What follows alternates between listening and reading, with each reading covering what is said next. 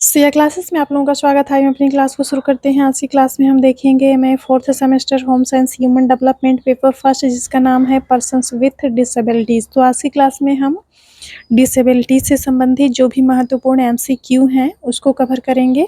और इस बार जो आपका परीक्षा का पैटर्न रहने वाला है वो लगभग एमसीक्यू में ही होगा।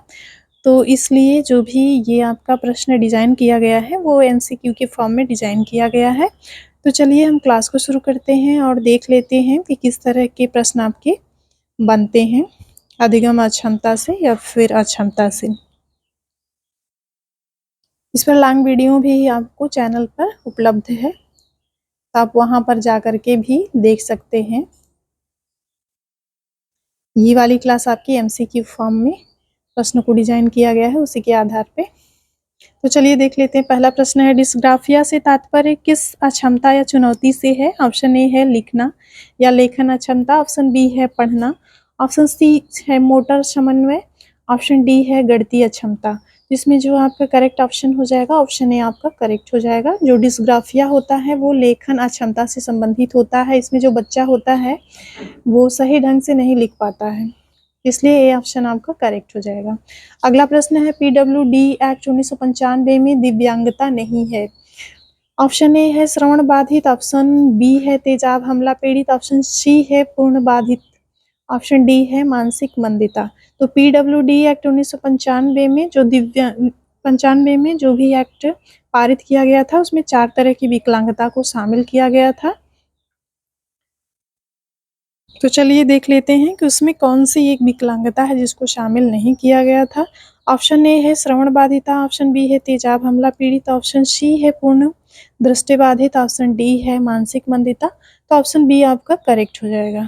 जो तेजाब हमला पीड़ित है उसको पीडब्ल्यूडी एक्ट 1995 में दिव्यांगता के अंतर्गत शामिल नहीं किया गया था, इसलिए बी ऑप्शन आपका करेक्ट हो जाएगा।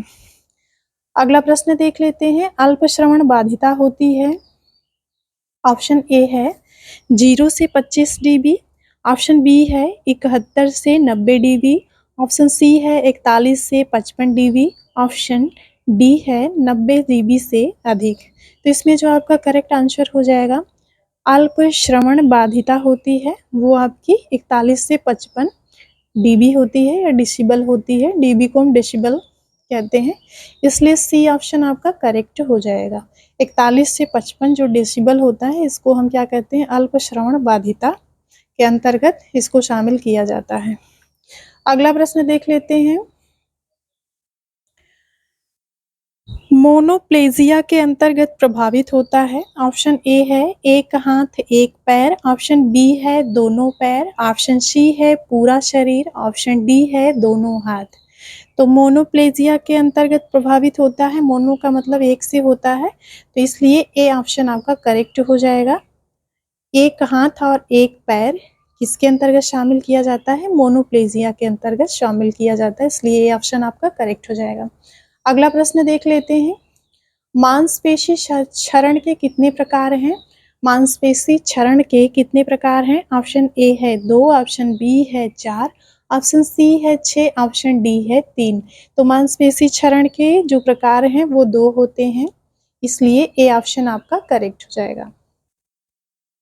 अगला प्रश्न है, NIPID किस वर्ष में स्थापित किया गया था? ऑप्शन ए है 1984, ऑप्शन बी है 1989, ऑप्शन सी है 1987, ऑप्शन डी है 1988। तो NIPID किस वर्ष में स्थापित किया गया था? तो ये आपका 1984 में स्थापित किया गया था, इसलिए ए ऑप्शन आपका करेक्ट हो जाएगा। इसमें हम जान लेते हैं, हो सकता है आपकी परीक्षा में पूछते NIPID का फुल फॉर्म क्या होता है। तो इसमें एन का मतलब नेशनल होता है, आई का मतलब इंस्टीट्यूट होता है, national institute of empowerment of persons with intellectual disabilities, ये इसका फुल फॉर्म है। किसी दिन एक वीडियो में आप लोगों को जितने भी शॉर्ट फॉर्म है उसके फुल फॉर्म को करवा देंगे। इसमें जो आपका करेक्ट ऑप्शन था, ए ऑप्शन आपका करेक्ट था 1984 में। NIPID की जो स्थापना हुई थी वो 1984 में हुई थी। अगला प्रश्न है, NTA 1999 में शामिल दिव्यांगताओं की संख्या है। एनटीए 1999 में शामिल दिव्यांगताओं की संख्या है। ऑप्शन ए है 03, ऑप्शन बी है 04, ऑप्शन सी है 05, ऑप्शन डी है 06। तो एनटीए 1999 में शामिल दिव्यांगताओं की संख्या कितनी है? तो वो 4 है। इसलिए ए ऑप्शन आप बी ऑप्शन आपका करेक्ट हो जाएगा। एनटीए 1999 में शामिल दिव्यांगताओं की संख्या कितनी है? 4 है।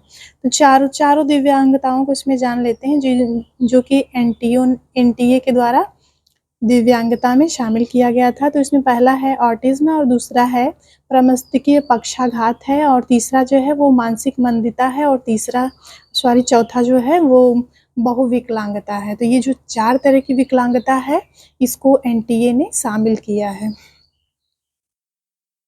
तो इस प्रकार से जो आपका करेक्ट आंसर हो जाएगा बी आंसर 4 आपका करेक्ट हो जाएगा। कभी-कभी एनटीए का फुल फॉर्म भी पूछ लेता है। तो एनटीए का जो फुल फॉर्म होता है वो नेशनल ट्रस्ट एक्ट होता है, जिसको हिंदी में राष्ट्रीय न्यास परिषद के नाम से भी जाना जाता है। राष्ट्रीय न्यास अधिनियम के नाम से भी जाना जाता है। अगला प्रश्न देख लेते हैं। यहाँ नीचे में इसका डिटेल दिया हुआ है। एनटीए का पूर्ण रूप है नेशनल ट्रस्ट एक्ट, राष्ट्रीय न्यास अधिनियम। इसको आप चाहें तो नोट डाउन भी कर सकते हैं। अगला प्रश्न है, मध्यम बौद्धिक अक्षमता वाले बालक का आईक्यू क्या होता है? तो जो मध्यम बौद्धिक अक्षमता वाले बालक होते हैं उनका आईक्यू क्या होता है? ऑप्शन ए है 52 से 69, ऑप्शन बी है 20 से 35, यहाँ पे मतलब बी यहाँ पे होना चाहिए, ये उल्टा हो गया है। मध्यम बौद्धिक अक्षमता वाले बालक का आईक्यू क्या होता है? ऑप्शन ए है 52 से 69, ऑप्शन बी है 36 से 51, ऑप्शन सी है 20 से 35, ऑप्शन डी है 19 या उससे अधिक। तो मध्यम बौद्धिक अक्षमता वाले बालक का जो आईक्यू होता है वो 36 से 51 के बीच में होता है, इसलिए बी ऑप्शन आपका करेक्ट हो जाएगा। अगला प्रश्न देख लेते हैं। NIEPVD कहाँ पर स्थित है?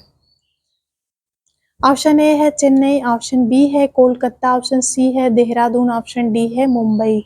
तो NIEPVD कहाँ पर स्थापित है? तो ये आपका देहरादून में स्थापित है, इसलिए सी ऑप्शन आपका करेक्ट हो जाएगा। इसमें ये जो NIEPVD है इसका फुल फॉर्म है इसका जो फुल फॉर्म है NIEPVD। तो इसमें जो है एन का मतलब हो गया नेशनल, आई का मतलब हो गया institute of empowerment of persons with visual डिसएबिलिटीज। ये इसका फुल फॉर्म हो गया और ये कहाँ पे स्थापित है? तो ये देहरादून में स्थापित है, इसलिए सी ऑप्शन आपका करेक्ट हो जाएगा। आज की क्लास का अंतिम प्रश्न है, ISLRTC कहाँ पर स्थापित है? ऑप्शन ए है दिल्ली, ऑप्शन बी है मुंबई, ऑप्शन सी है लखनऊ, ऑप्शन डी है कोलकाता। ISLRTC कहाँ पर स्थापित है? तो ये आपका दिल्ली में स्थापित है, इसलिए ए ऑप्शन आपका करेक्ट हो जाएगा। तो चलिए जान लेते हैं ISLRTC का फुल फॉर्म क्या होता है। तो इसमें आई का मतलब होता है इंडियन, एस का मतलब होता है शाइन, एल का मतलब होता है लैंग्वेज, आर का मतलब होता है रिसर्च, टी का मतलब होता है ट्रेनिंग, सी का मतलब होता है सेंटर। तो इस प्रकार से इसका फुल फॉर्म क्या हो गया? Indian sign language research training centre. तो ये Indian sign language research training centre कहाँ पे स्थापित है आपका? ये आपका दिल्ली में स्थापित है, इसलिए ये ऑप्शन आपका करेक्ट हो जाएगा। तो क्लास यहीं पे समाप्त होती है। तो ये कुछ महत्वपूर्ण MCQ हैं, इसको आप लोग बहुत अच्छे से पढ़ लीजिएगा, जो कि आपकी परीक्षा में पूछे जाएंगे। तो आज के लिए इतना ही।